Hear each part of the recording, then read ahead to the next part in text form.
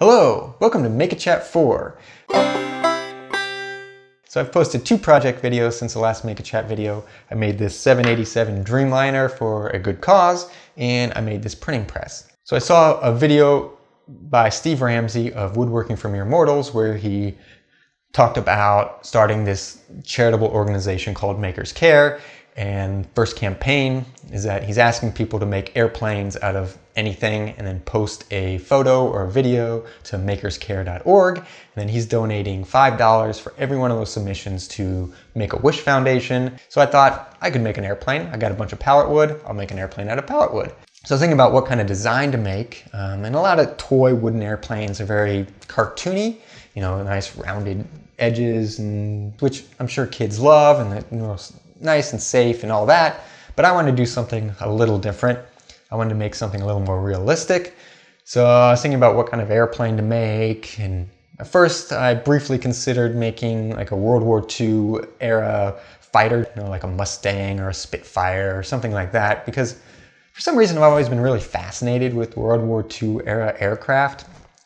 But I thought, that's a little violent for this kind of thing, so I remembered that the new Boeing 787 is called the Dreamliner, so Make-A-Wish, Dreamliner, just seemed like a good fit. So looked at some photos, came up with a plan, made this guy, and I think it turned out pretty well. I've gotten a lot of positive feedback on this. Just got a comment from Steve Ramsey himself on this video. That was really positive, really encouraging. That really made my day. I love when people leave positive comments. It's awesome, makes me feel good. But getting one from Steve was especially exciting.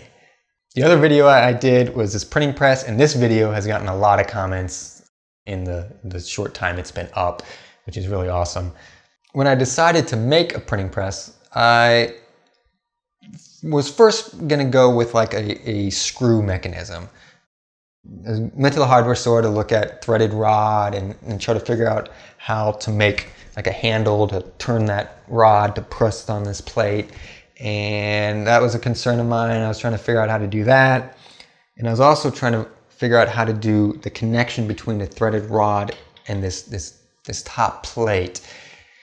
And so I went to the hardware store to kind of come up with ideas, see what materials I could use. Just trying to figure out how to make this connection, because what I was worried about was that you have this rod that's being turned and it's pressing down on this plate, and you don't want this plate to move at all, because then your block will move and it'll ruin the print. So I was like, how can I make that connection between a turning rod and a stationary plate? So I was just walking around the hardware store looking for inspiration, just brainstorming, and I wandered into the caulk section and I saw the caulk guns, and I was like, that's interesting. I wonder if I could make a press out of a caulk gun. You know, they apply quite a bit of force and all the mechanism there is there. So I was looking at these caulk guns real intently, and there's this employee that came up to me like 2 or 3 times and asked if I needed help.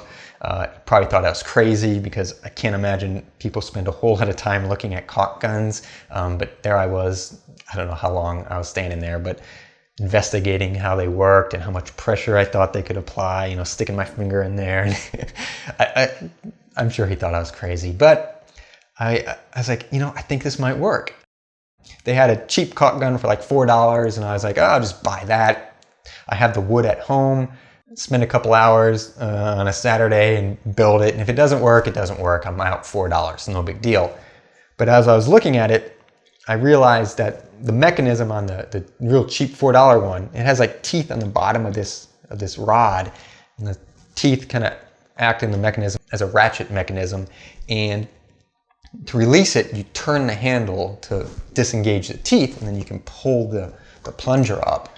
And I was like, wait a second, that's not going to work, because this plate can't rotate.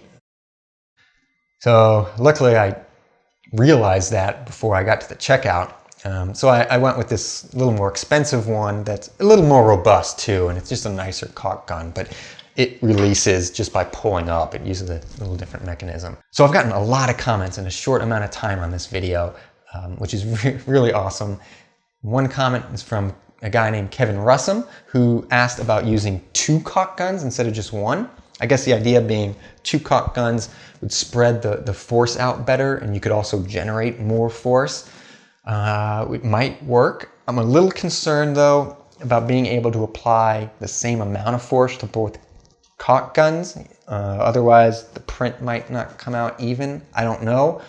It might work. It'd be awesome if someone tried it and let me know how that worked out.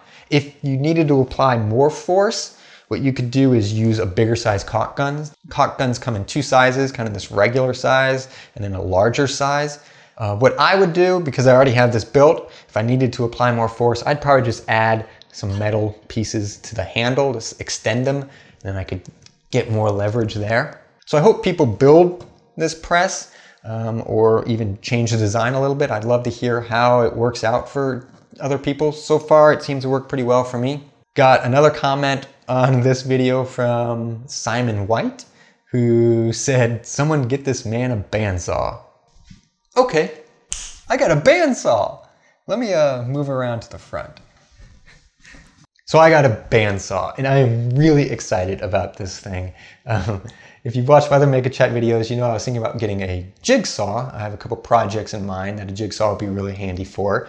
And I've always said that I don't have room for a bandsaw, which is true.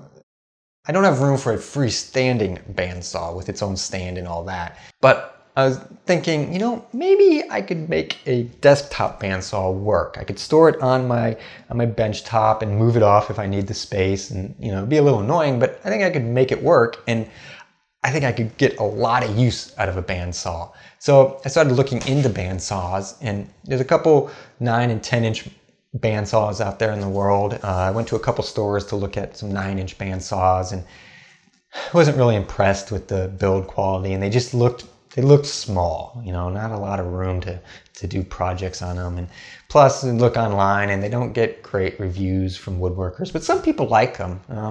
But I saw that the 10-inch Craftsman and the 10-inch Rikon, I think I'm pronouncing that right, do generally get good reviews from real woodworkers who use, you know, bigger, nice bandsaws. So I was like, okay. So I went to Sears to check out the 10-inch Craftsman, and I was impressed with it. So I was like, okay, I'll save my money up and buy a bandsaw instead of a jigsaw. It'll be a little more expensive, but not a lot more expensive than a jigsaw. And I also kept my eye on Craigslist, and I saw a 10-inch Craftsman on Craigslist, which I hadn't seen one for sale on Craigslist for a while. Then I found one, and really good price, looked like it was in good condition. I was really excited, emailed the guy, and I was a little late. Someone else bought it before me, and I was actually quite disappointed because I was really looking forward to it. But I looked on Craigslist some more, and sure enough, another one came up for sale. I went to check it out, it looked pretty good, so I bought it, brought it home. It was covered in sawdust. I need to clean it up. The cast iron top here had some rust, but I cleaned that up. And then I spent a good part of an entire day tuning it up. And I've never owned a bandsaw, so I was having some difficulties, and I didn't know if that was because the machine was messed up or if it was just because I didn't know what I was doing, but it got really frustrating. That I just couldn't get the blade to track on the wheels right, and I got really frustrated with it. So I let it go for a little while, came back a little while later, messed with it some more, and finally got the blade tracking well. It's not perfect yet. The blade's not great, and I need to replace the blade, and I need to tune it up a little better, but it's working now, and so I don't want to mess with it until I get a new blade. Then I'll probably try to really get it tuned in real nice. But it's working, it's cutting. I'm really excited about this thing. It's not that a bandsaw is going to open up all these new projects. I mean, I could do a lot of projects without it, but I've passed up on projects because I just wasn't looking forward to making all the cuts by hand. So now I'll be able to do those projects and be really excited about doing them because I can make those cuts easily. I do feel a little bad because I've always prided myself on doing projects in a really small amount of space with really basic set of tools, and now I have this bandsaw and it's like, I feel like I'm cheating, but I don't know. I'm really excited about this thing. I'm going to be able to do some really cool stuff with it, I think.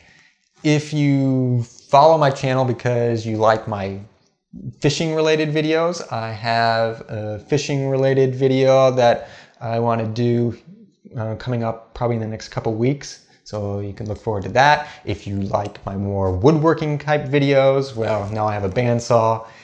I have several projects in my head and I know I'll come up with more stuff, so look forward to that. I hope you liked this video. If you did, give it a thumbs up. If you're not subscribed and you like my stuff, I encourage you to subscribe so you can keep up to date with my newest videos. And please, I encourage you to participate in the Makers Care airplane campaign right now. Link down below for more information. And thanks for watching. Watch my video and make a comment. You need to start over. For every one of those submissions. And the first campaign, I think partly because it's a really unique design. Oh no, my dad will kill me if I say really unique. Partly why I was going with the jigsaw.